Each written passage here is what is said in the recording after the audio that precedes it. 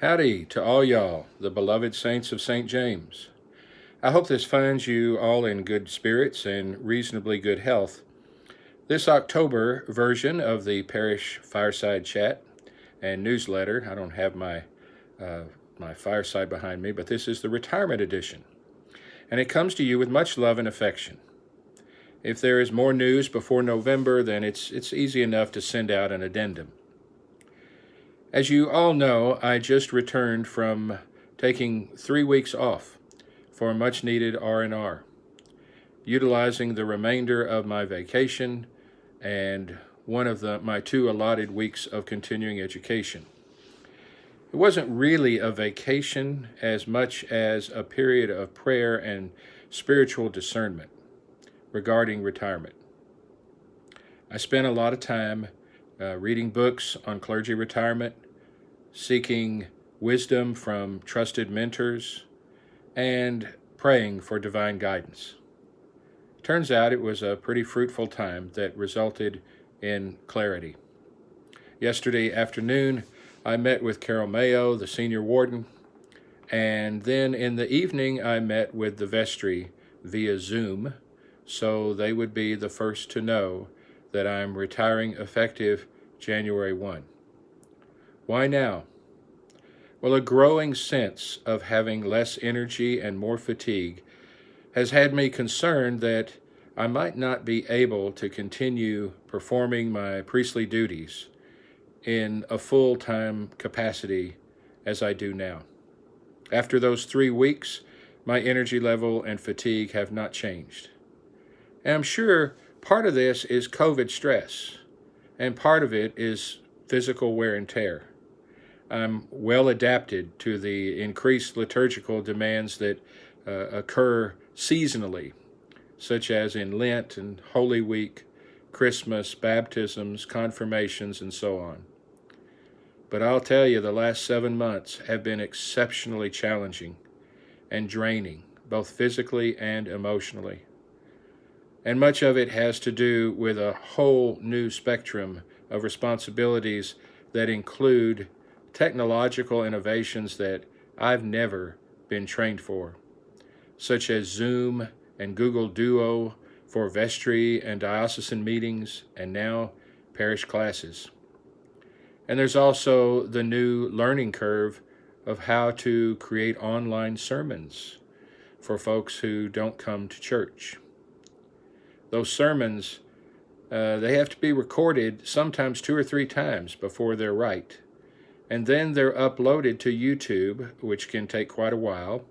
And after that, they're double-checked for glitches before they're finally prepared for the link, along with whatever music and hymn links I can find that are appropriate to each week's liturgy, so that together they are received on Saturday by you with the updated worship guide.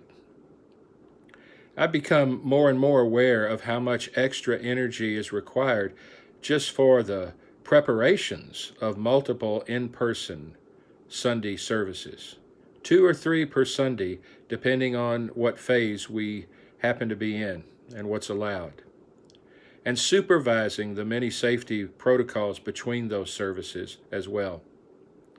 I don't really get to sit from about 8 a.m. to 12:30 p.m., and my back and hip hurt so badly by the end of the second sermon that I'm straining to make it through the service. And when I get home on Sunday around 2, I'm totally wasted for the rest of the day and in a lot of pain. Truly, I don't say this at all for any sympathy, because I know many of you have much worse issues than I do.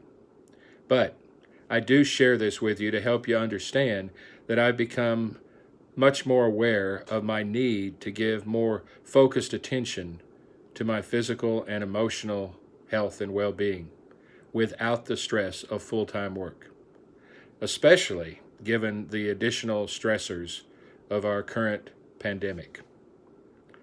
Many have told me that I'll know when the right time to retire is by how I feel. And they're right. After 37 and a half years, it's time. I no longer have the stamina to do what I just described, given my physical issues, which have worsened with age. As many of you know, stressors can do a number on us, right? And speaking of stress, I know there's been some discussion about our safety practices during this pandemic. So I want to clarify some of that again for you, as I've done before. The bishop's COVID-19 protocols are mandatory for us to follow. They call for the clergy to work from home, except for a few exceptions when it might be necessary to be at the church during the week. Those protocols do not allow me to meet with people in my office, and the church doors remain locked so that people don't just walk in who may be infected.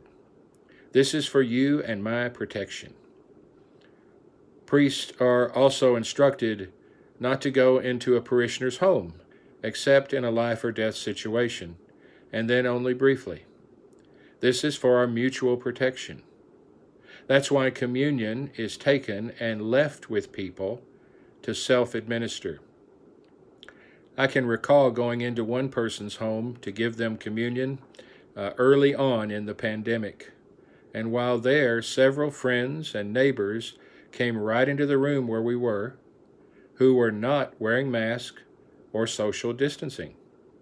Now, had I been infected by someone, everyone I've been around, including those at worship, would have likely been required to quarantine for 14 days and be tested.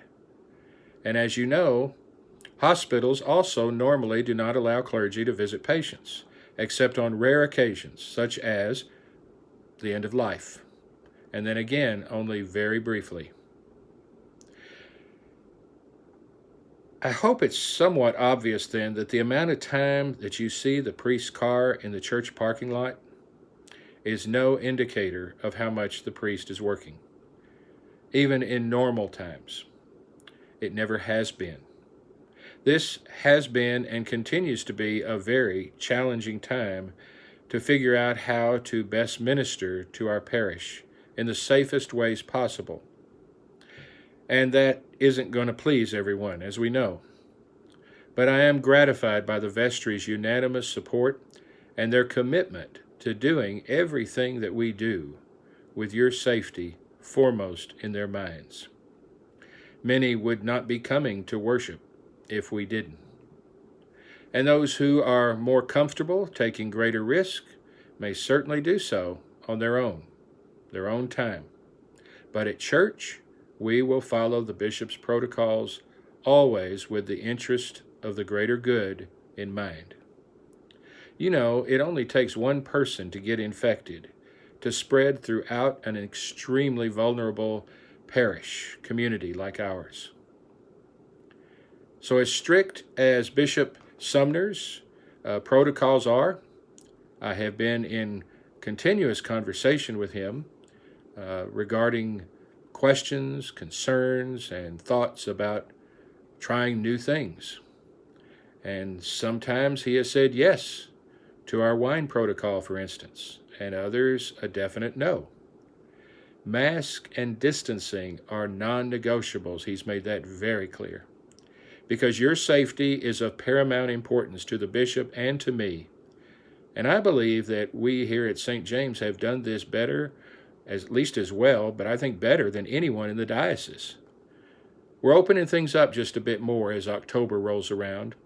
The vestry approved a brand new outdoor portable sound system that will hopefully arrive this week, allowing us to try it out next Saturday, October 10th at 6 p.m. for our Blessing of the Animals, which will take place near the gazebo as usual. Yes, you do have to wear your mask and maintain at least 6 feet distance, which actually in this case is a very good thing, so the dogs don't get into any of those snarly scuffles they sometimes do. We're also offering the book study on Psalm 23, beginning on Thursday, October 15th at 1 p.m. in person in the church and at 6 p.m. online via Zoom or Google Duo. Assuming that our outdoor sound equipment works as well as we anticipate and that the forecast cooperates, we may very well attempt our first outdoor service on Sunday, October 18th. It'll probably be at 10 o'clock, and no RSVPs will be necessary, although it would be nice to know how many are going to be there for communion's sake. You will bring your own chairs at that service, a blanket if needed, and a mask. We will spread out the appropriate distance, and there is no limit at all in the number of people we can have. Not only that, we will be able to sing for the first time because we can sing at all outdoor services. I hope some of that will inspire a renewed calling to the difficult virtue of patience, which is trying for all of us right now. Believe it or not, I am as frustrated as you are about what we can't do in our church activities, as usual, as normal. But I'm also aware of the great risk in doing so. There are no zero-risk activities, even in doing them as we are. But given the age and health of the majority of us, it's imperative that we be more careful than careless. And it's my job and that of the vestry to see that we do this. As long as COVID-19 is a present issue, we will continue to learn to do as much as we can within the parameters of the bishop's protocol, and always as safely as we can. Well, that's about it for now. May God's face shine upon you with his grace, mercy, and blessing. And I want to share some words that St. Paul wrote at the start of his epistle to the Philippians as our ending here. I thank my God every time I remember you. In all my prayers for all of you, I always pray with joy because of our partnership in the gospel from my first day with you until now.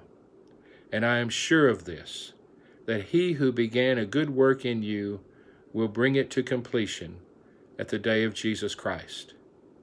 It is right for me to feel this way about you all, because I hold you in my heart, for you are all partakers with me of God's grace. Go in peace, y'all, to love and serve the Lord.